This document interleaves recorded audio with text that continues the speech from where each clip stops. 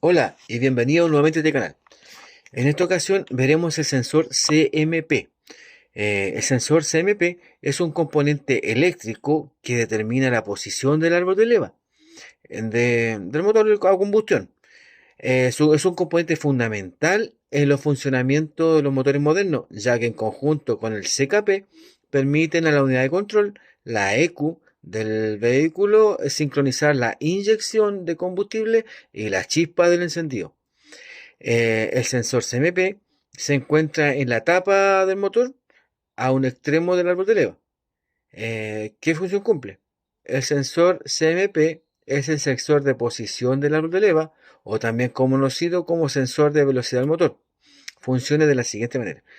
Lee las ranuras y valles del engranaje del árbol de leva, generando una señal eléctrica que es interpretada por la unidad de mando del vehículo, y la unidad de mando activa los actuadores como los inyectores y bomba de combustible y la bobina para generar la ignición de la mezcla aire-combustible.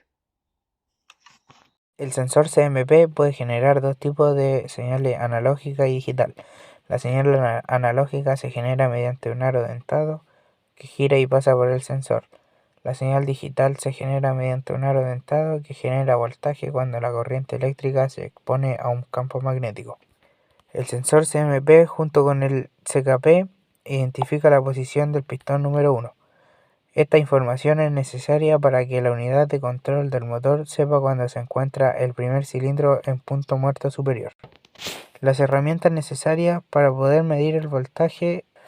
Como ya habíamos dicho en el video anterior, el multímetro es un instrumento de medición que sirve para medir diferentes magnitudes eléctricas como la tensión, la corriente o la resistencia. También es conocido como polímetro o tester.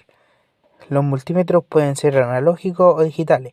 Los digitales son más utilizados porque ofrecen una mayor precisión a la lectura. Los valores medidos se muestran en una pantalla digital, lo que facilita su lectura. Los multímetros se utilizan en la electrónica y la electricidad para probar tomas de corriente, probar baterías, probar interruptores, detectar la continuidad de un circuito.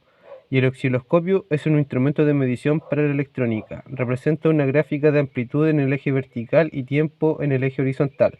El osciloscopio presenta los valores de las señales eléctricas en forma de coordenadas en una pantalla, en la que normalmente el eje X horizontal representa tiempos y el eje Y vertical representa tensiones.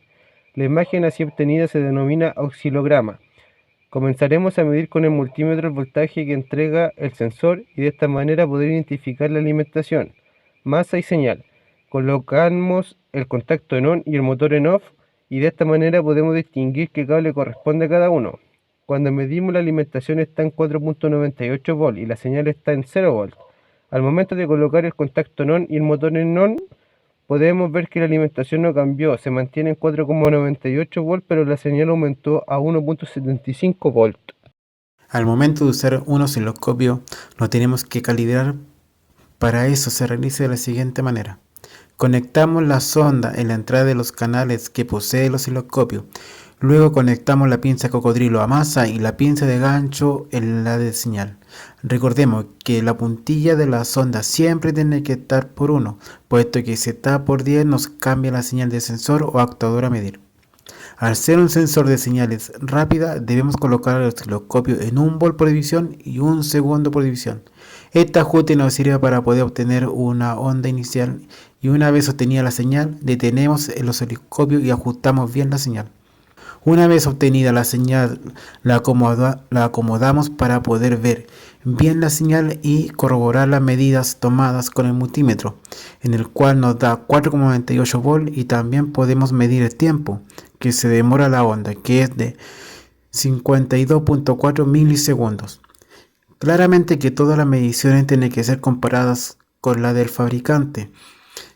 Con las especificaciones del fabricante para poder ver si está dentro de los parámetros de funcionamiento del sensor.